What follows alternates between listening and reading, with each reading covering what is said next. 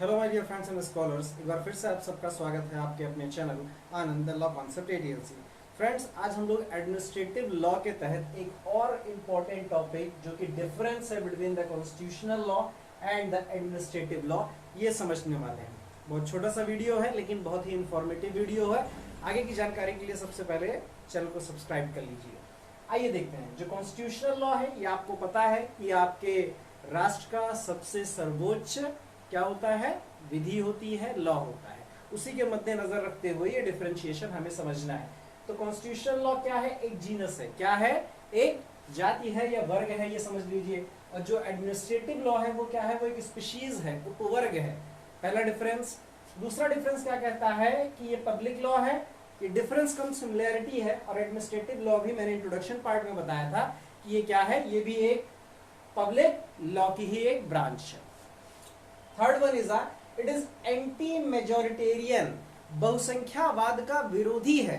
जबकि जो administrative law है वो किसका विरोधी है? इंट्रोडक्शन पार्ट में ही बता रखा हूं, एंटी अथॉरिटेरियन, सत्ता विरोधी है। ये बात भी आप ध्यान में रखिएगा। नेक्स्ट पॉइंट, जो इसमें पावर्स हैं कॉन्स्टिट्यूशनल लॉ में, जाहिर सी बात है पोजीशन है तो सब उनकी पावर्स भी साइमल्टेनियसली दे रखा है। तो यहाँ पर जो इनकी पावर्स हैं उन पर लिमिट इंपोज किया गया है। किसके द्वारा? एक्सप्रेस या इम्प्लाइड लिमिटेशंस बताई गई हैं। प्रेसिडेंट है, उसकी क्या लिमिटेशंस हैं, चीफ मिनिस्टर है, प्राइम मिनिस्टर है, तो हर एक की कुछ शक्तियों के साथ में उनकी लिमिटेशंस हैं। जबकि और वैल्यूज के साथ भी तो दो तरीके से, एक एक्सप्रेस या इम्प्लाइड लिमिटेशंस बताई गई हैं या वैल्यूज के साथ में उनकी पावर्स को लिमिट किया गया है। जबकि एडमिनिस्ट्रेटिव लॉ में लिमिटेशन कैसे इंपोज किया गया है? By the norms. और दूसरा principles of the administrative law, जो कि मैंने आपको इंट्रोडक्शन पार्ट में बताया था। जो लोग नए हैं वो वीडियो के डिस्क्रिप्शन में या आई बटन पर आपको लिंक मिल जाएगा, जहां से जाकर के इंट्रोडक्शन पार्ट का वीडियो देख लीजिएगा। अब प्रिंसिपल्स ऑफ एडमिनिस्ट्रेटिव लॉ क्या है? फेयरनेसनेस, रीजनेबलनेस और जस्टिसनेस। ये तीन पॉइंट्स हैं जो कि प्रिंसिपल ऑफ एडमिनिस्ट्रेटिव लॉ के तहत आते हैं। इनके द्वारा भी पावर्स को लिमिट किया गया है।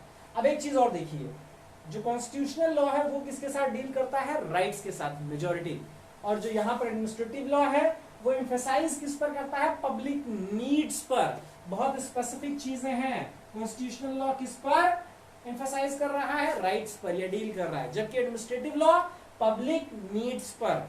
ये बात आपको ध्यान में रखनी पड़ेगी। एक और चीज देखिए, मैंने पहले ही बताया कि supreme law of the land है। जब ये सुप्रीम हो गया तो दूसरा वाला ऑटोमेटिकली क्या हो जाएगा? Subordinate law of the land है। ठीक है। नेक्स्ट, अब कॉन्स्टिट्यूशनल लॉ को लेकर के हॉलैंड भाई साहब ने कुछ कहा है। क्या कहा है? इनको describe various organs at rest. Holland ये कहते हैं कि जो कॉन्स्टिट्यूशनल लॉ है वो various organs of the government को किस प्रकार से डिफाइन करता है? एट रेस्ट पोजीशन पर। जबकि जो एडमिनिस्ट्रेटिव लॉ है हॉलैंड के अनुसार वो various organs of the government in motion define करता है।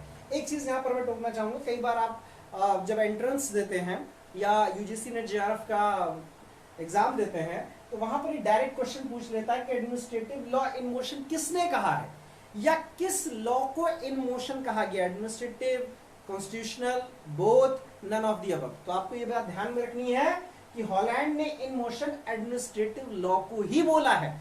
एक चीज और, Where constitutional law ends, जहां पर आपकी संवैधानिक विधि खत्म होती है, एडमिनिस्ट्रेटिव लॉ begins। वहां से आप देखने को पाएंगे कि एडमिनिस्ट्रेटिव लॉ जो है, प्रशासनिक विधि जो है वो क्या करती है? अपने आप को शुरुआत में करती है। ये बेहतरीन से समझने के लिए आगे नए लेक्चर सीरीज में आप बने रहें, जिस पर हम आपको समझाएंगे एडमिनिस्ट्रेटिव लॉ के ऐसे ऐसे प्रिंसिपल्स, ऐसे ऐसे टॉपिक्स जो आपको बहुत आसानी से ढूंढने पे नहीं मिलते हैं, जिनका कॉन्सेप्ट क्लियरेंस डायरेक्ट क्वेश्चन के हिसाब से आपको देखने को मिलेगा।